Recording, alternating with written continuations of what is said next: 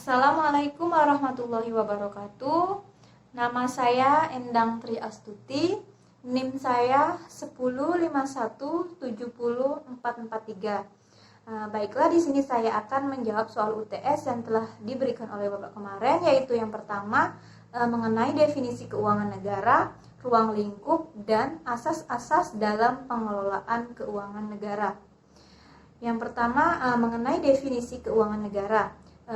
Keuangan negara menurut Undang-Undang Nomor 17 Tahun 2003 tentang Keuangan Negara dalam pasal 1 angka 1 menyebutkan bahwa keuangan negara adalah semua hak dan kewajiban negara yang dapat dinilai dengan uang serta segala sesuatu baik berupa uang maupun berupa barang yang dapat dijadikan sebagai milik negara berhubungan dengan pelaksanaan hak dan kewajiban tersebut.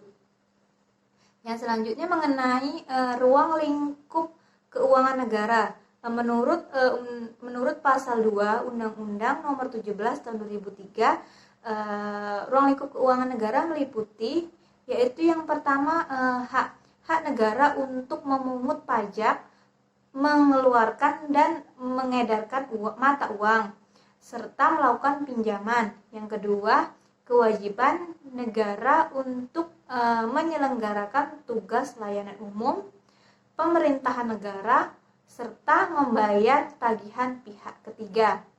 Yang ketiga yaitu penerimaan negara, artinya uang yang masuk ke dalam kas negara.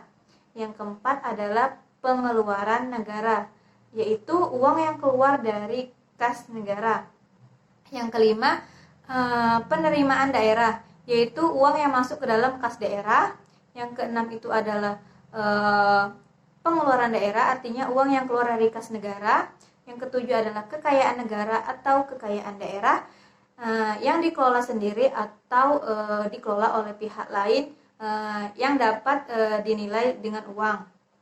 Yang kedelapan yaitu kekayaan pihak lain yang dikuasai oleh pemerintah dalam rangka menyelenggarakan tugas pemerintah atau untuk kepentingan umum. Yang kesembilan yaitu kekayaan pihak lain yang didapatkan dengan cara menggunakan fasilitas yang diberikan oleh negara. Yang selanjutnya mengenai asas-asas dalam pengelolaan keuangan negara. Asas dalam pengelolaan keuangan negara ini ada 9, yaitu yang pertama asas kesatuan, yang mana asas ini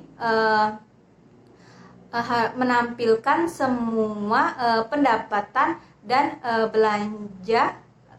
belanja dalam satu tahun dalam satu dokumen anggaran. Yang kedua asas universalitas atau asas kelengkapan, yaitu semua jenis transaksi harus ditampilkan di dalam satu dokumen anggaran.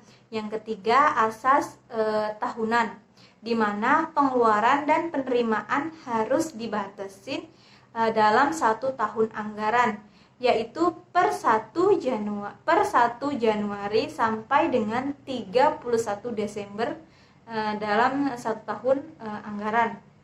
Yang keempat yaitu asas spesialisasi, yaitu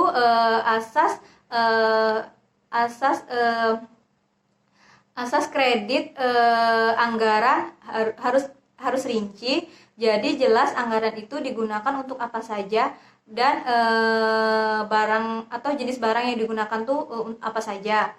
Yang kelima adalah asas akuntabilitas, yaitu berorientasi pada hasil dari anggaran atau tujuan dari pengelolaan anggaran ini adalah untuk mensejahterakan rakyat. Hal ini sesuai dengan cita-cita negara dalam Undang-Undang 1945 pada alinea keempat.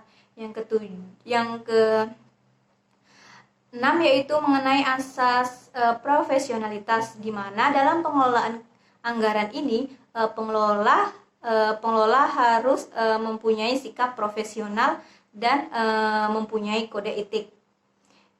Yang ketujuh mengenai asas proporsionalitas, di mana dalam pengelolaan anggaran itu harus memperhatikan hak dan kewajiban dalam pengelolaan keuangan negara.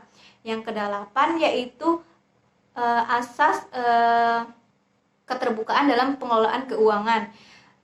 Artinya masyarakat diberikan kesempatan untuk mengakses segala informasi mengenai pengeluaran dan penerimaan dalam pengelolaan keuangan. Yang kesembilan yaitu asas pemeriksaan keuangan negara. Dalam hal ini adalah BPK atau Badan Pemeriksa Keuangan yang bebas dan mandiri ini diberikan wewenang secara independen untuk melaksanakan pemeriksaan dan tanggung jawab pada keuangan negara. Yang soal selanjutnya yaitu mengenai dana desa atau dana pilkada yang dialihkan untuk penanganan COVID-19, apakah sudah sesuai dengan perspektif pengelolaan keuangan negara? Jadi menurut saya kebijakan yang diambil oleh pemerintah dalam rangka penanganan COVID-19 ini kan membutuhkan dana yang besar, dan juga penanganan COVID-19 ini cukup panjang. Kita belum bisa diprediksi kapan wabah ini diprediksi bakalan berakhir. Jadi kan di hal ini pemerintah membutuhkan dana banyak untuk penganggaran kayak seperti APD ataupun penambahan hal yang lain yang berkaitan dengan penanganan COVID-19. Pemerintah juga telah menginstruksikan semua kementerian lembaga untuk merelokasikan anggarannya yang tidak penting untuk dikembalikan lagi kepada negara, yang mana ini nanti akan digunakan negara untuk penanganan COVID-19. Pemerintah juga melalui Kementerian Desa, Pembangunan Daerah Tertinggal dan Transmigrasi juga telah memfokuskan dana desa digunakan untuk penanganan COVID-19, mulai dari pembangunan ekonomi, yaitu di sini melalui program padat karya tunai, yaitu program pemberdayaan masyarakat desa dengan cara memberikan lapangan pekerjaan ataupun membuka lapangan pekerjaan bagi masyarakat desa. Dan selanjutnya itu adalah penerapan protokol kesehatan di desa. Untuk level pencegahan di desa, pemerintah desa bisa menggunakan dana desa untuk mengkampanyekan atau mensosialisasikan kepada masyarakat sekitar ataupun warga sekitar untuk membudayakan pola hidup bersih dan sehat atau PHBS untuk menangkal virus corona di daerah ataupun di desa-desa masing-masing, dengan memasang papan informasi mengenai pencegahan COVID-19, dan juga dana desa dapat digunakan untuk bantuan sosial secara tunai yang dapat diberikan kepada masyarakat yang kurang mampu maupun warga yang terdampak langsung dari wabah corona ini.